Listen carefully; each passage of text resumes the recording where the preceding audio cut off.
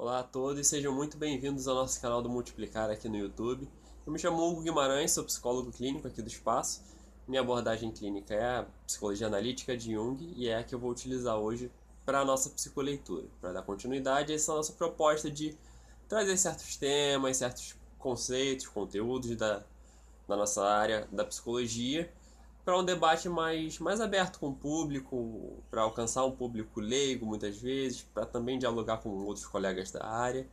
Enfim, o livro que eu trouxe para contribuir com a nossa leitura de hoje é o livro chamado O Eu e o Inconsciente, do Jung. Ele é o segundo livro do volume 7 das obras completas de Jung. E eu escolhi esse livro para tratar de um tema que é o seguinte, é a construção de identidade. Nesse livro, o Jung aborda um pouco esse tema, essa temática de uma forma indireta, mas eu acho que tem muita contribuição interessante do Jung aqui nesse livro. E para chegar para abordar a questão da identidade, o Jung ele traz um conceito que é fundamental que se chama persona. E aí com a leitura a gente vai saber do que se trata a persona dentro da psicologia analítica. Vamos lá. Eu vou fazer alguns recortes, eu não vou ler exatamente tudo aqui que eu tinha marcado, porque é muita coisa até. Então, para ficar mais tranquilo, eu vou ler alguns pontos mais relevantes, algumas partes mais interessantes para a gente aqui, para nossa proposta. Vamos lá. Ele começa. A consciência pessoal é mais ou menos um segmento arbitrário da psique coletiva. Ela consiste numa soma de fatos psíquicos sentidos como algo de pessoal. O atributo pessoal significa pertencente de modo exclusivo a uma dada pessoa. Uma consciência apenas pessoal acentua com certa ansiedade seus direitos de autor e de propriedade, no que concerne aos seus conteúdos, procurando deste modo criar um todo.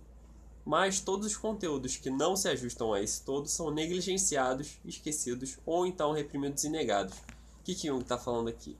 Está falando que ao longo da nossa vida, de uma forma parcialmente consciente, mas majoritariamente inconsciente,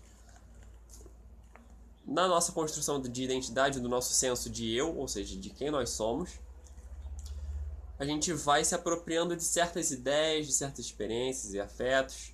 A gente vai vivendo a nossa vida e reagindo àquilo que nos ocorre, se apropriando daquilo que nos ocorre, de uma forma muito específica, que é a forma pessoal, ou seja, cada pessoa tenha uma forma própria de se apropriar daquilo que lhe ocorre.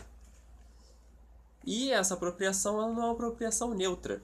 Ela escolhe negligenciar ou reprimir e negar certos conteúdos que lhe dizem respeito sim, mas na verdade são antagônicos, ou seja, não compatíveis com a ideia, com o ideal que essa pessoa está buscando, conscientemente ou não, para si. Ou seja, na construção de identidade, a gente vai buscando se moldar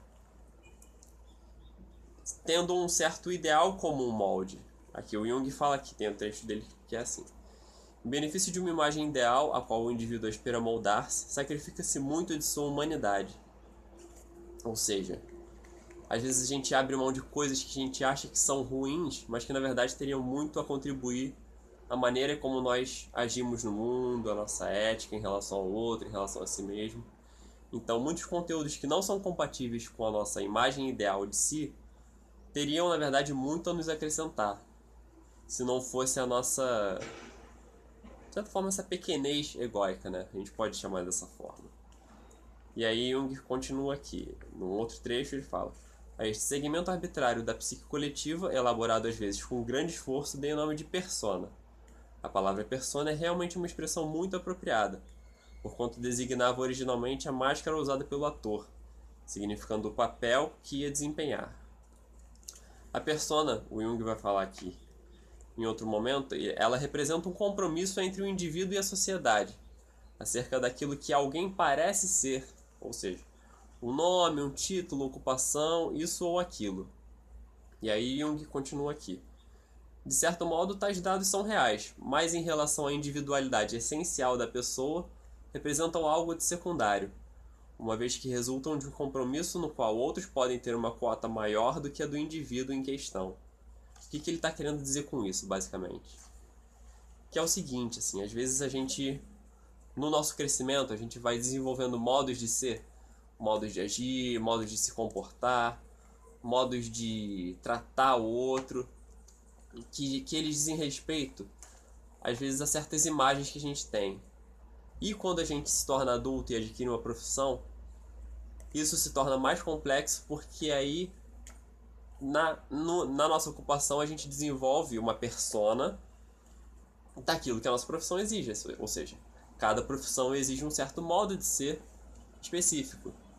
Mas a questão é, até onde a gente está sendo a nossa profissão dentro do contexto da profissão, ou até onde a gente está extrapolando isso. Ou seja, vou dar um exemplo bem fácil, bem de fácil acesso, assim.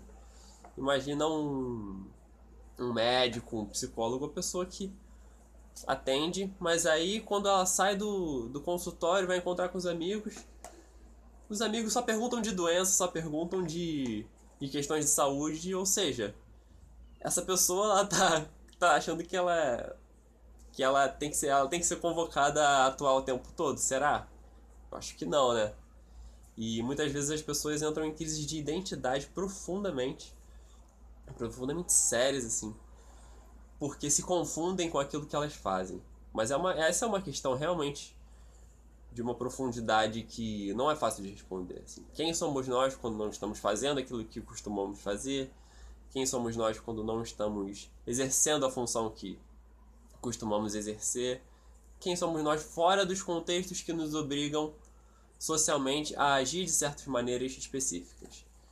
E essa é a persona. São essas atitudes, são essas modalidades de ser em sociedade que a gente constrói na relação com a própria sociedade, nesse embate do eu, do outro, da sociedade, nesse embate nessa questão do individual versus o coletivo, a gente acaba construindo esses modos de agir que se confundem na nossa psique com quem nós realmente somos, a individualidade essencial que o Jung vai chamar de self, mas que aí já é assunto para outro vídeo, porque é um conceito muito extenso e controverso.